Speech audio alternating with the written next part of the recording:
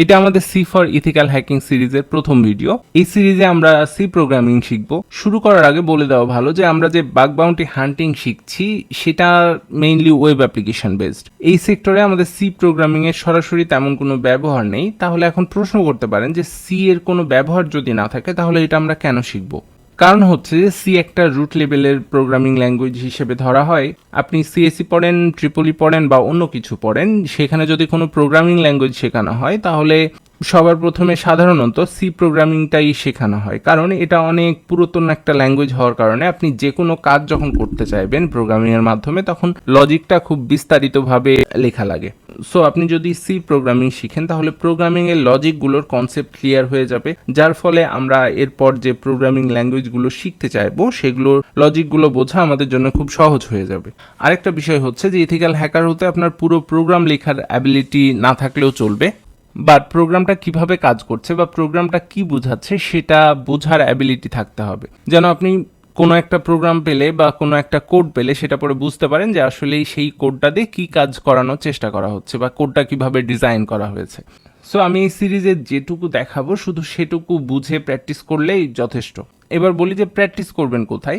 এটার জন্য দুইটা ওয়ে আছে। ফার্স্টলি আপনি কোনো কিছু ইনস্টল করার ঝামেলায় না যেতে চাইলে সরাসরি আপনার ব্রাউজার থেকে প্র্যাকটিসটা করতে পারবেন। তার জন্য জাস্ট গুগলে গিয়ে সার্চ করবেন অনলাইন সি কম্পাইলার, অনেকগুলো ফ্রি কম্পাইলার চলে আসবে, এর মধ্যে যেটা আপনার পছন্দ হয় সেটাতে প্র্যাকটিস করবেন। ফর এক্সাম্পল আমি গুগলে গিয়ে সার্চ করছি অনলাইন সি কম্পাইলার, তাহলে দেখেন এখানে আমার অনেকগুলো অনলাইন সি কম্পাইলার চলে এসছে, এর মধ্যে আপনার যেটা পছন্দ সেটাতে আপনি প্র্যাকটিস করতে পারবেন। আমি দুইটা ওপেন করে নিলাম। ফার্স্টে আমার যেটা সবচেয়ে ভালো লাগে সেটা হচ্ছে এইটা proggramming.com এর। সো এটা গুগলে দেখতে পাচ্ছেন ফার্স্ট সার্চ রেজাল্টে চলে এসছে। এখানে যে আপনি জাস্ট সরাসরি সি প্রোগ্রামিংটা বা যেই প্রোগ্রামটা আপনি করবেন লিখবেন সেটা এখানে বাম পাশে লিখে নেবেন, তারপরে জাস্ট রানে ক্লিক করলে ডান পাশে আপনার দেখাবে যে প্রোগ্রামটার আউটপুট কি আসলো। সো এটা জাস্ট প্রিন্টএফ হ্যালো ওয়ার্ল্ড, মানে হ্যালো ওয়ার্ল্ড প্রিন্ট করার একটা প্রোগ্রাম। এটা দিয়েই দিয়েছে আপনার বেসিক ফরম্যাটটা দেওয়ার জন্য বা একটা এক্সাম্পল দেওয়ার জন্য। সো এটা যখন আমি রানে ক্লিক করলাম এই সাইডে হ্যালো ওয়ার্ল্ড প্রিন্ট হয়ে গেল।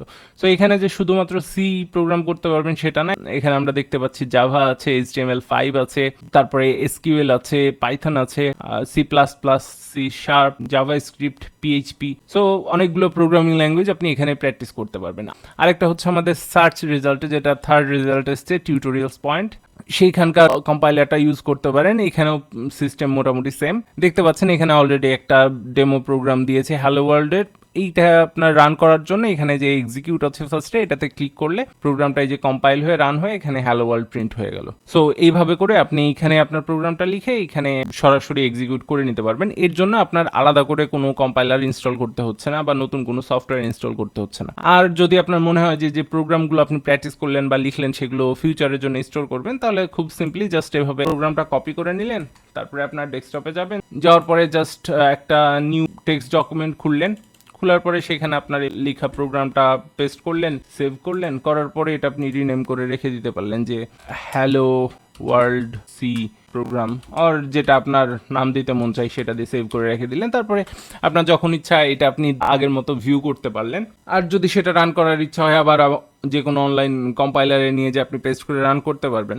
যেহেতু আমরা একবার এটা শিখে ফেললে আর ঘুরে এসে প্র্যাকটিস করার সেরকম স্কোপ থাকবে না, কারণ ফিউচারে আমরা আরও 6-7টা প্রোগ্রামিং ল্যাঙ্গুয়েজ শিখবো। সো সেগুলো শিখতে ব্যস্ত হয়ে যাবো, সেখানে লজিকগুলো রিভিশন হইতে থাকবে। সো সেই ক্ষেত্রে এই অনলাইন কম্পাইলার ইউজ করাই আমার কাছে বেস্ট অপশন মনে হয়। তাছাড়াও আপনি যদি চান যে আপনি আপনার কম্পিউটারে একটা পার্মানেন্ট কম্পাইলার ইনস্টল করে রাখবেন, তাহলে কোড ব্লক খুব ভালো একটা কম্পাইলার অনেক আগে থেকেই। সো এটা আপনি ইনস্টল করতে পারেন সি প্রোগ্রামের জন্য। সেটা কিভাবে করতে হয় সেটা এখন দেখিয়ে দিচ্ছি। তো কোড ব্লকের সাথে আমাদের এই জিনিসটাও ডাউনলোড করা লাগবে। থেকে কিভাবে ডাউনলোড করবেন সবার পারার কথা, তারপর আমি একবার বলে দিচ্ছি।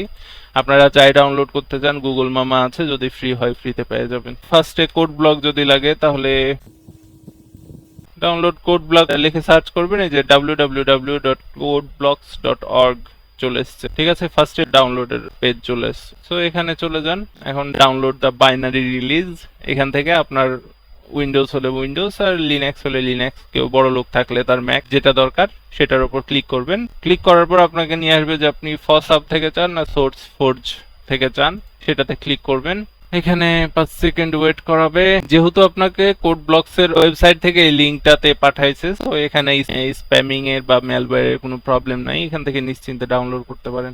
এই যে চলে আসছে, এখন জাস্ট আপনার যেখানে দরকার সেই ফোল্ডারটা সিলেক্ট করে সেভ করে নিয়ে ডবল ক্লিক করে ইনস্টল করবেন। তারপরে যদি আপনাদের কারো কম্পাইলার না থাকে, বলে যে কম্পাইলার নট ফাউন্ড, সেক্ষেত্রে এই কম্পাইলারের ফাইলটা ডাউনলোড করতে হবে, MYSY2 MISI2 যা লাগবে খালি ডাউনলোড সেটা।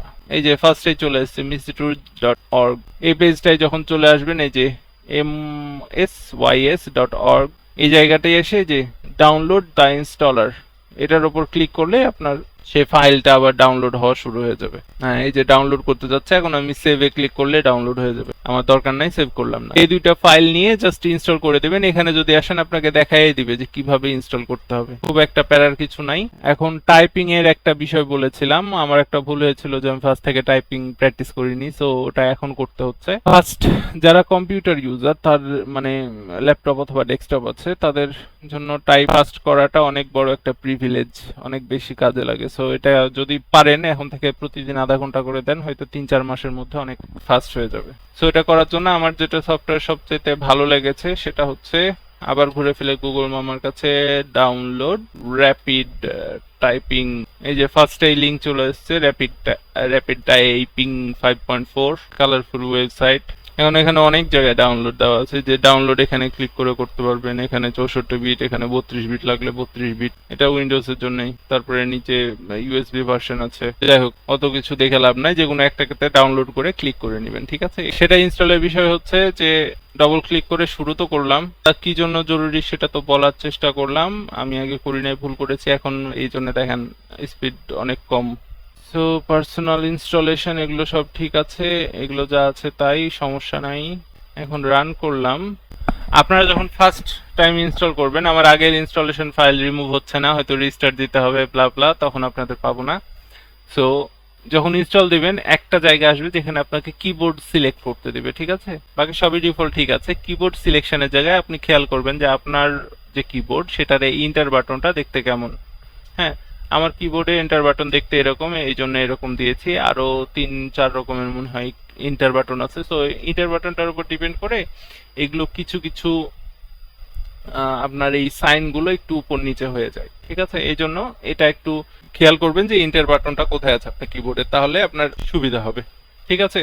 এখন ফার্স্টে এই যে বেসিক 1 লেসন 1 থেকে শুরু করবেন।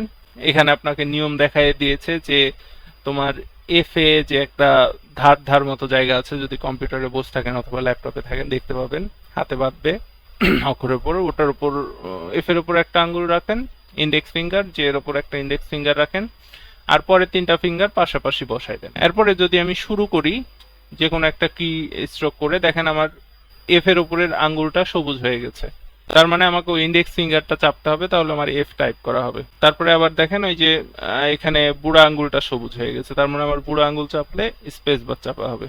এখন আবার ডান হাতের ইন্ডেক্স ফিঙ্গার, ঠিক আছে। এইভাবে জাস্ট আপনি কিবোর্ডের দিকে এই যে 8টা আঙ্গুল বসায় নিলেন, এরপরে আর কিবোর্ডের দিকে ভুলেও তাকানো যাবে না। এখন এই মনিটরের দিকে তাকায় আপনার সবকিছু করা লাগবে। এইভাবে যদি প্রতিদিন মোটামুটি আধা ঘন্টা করে প্র্যাকটিস করেন, তাহলে হয়তো টাইপিং স্পিডটা ফাস্ট হয়ে যাবে তাড়াতাড়ি, আর এটাতে খুব বেশি সময় লাগে না।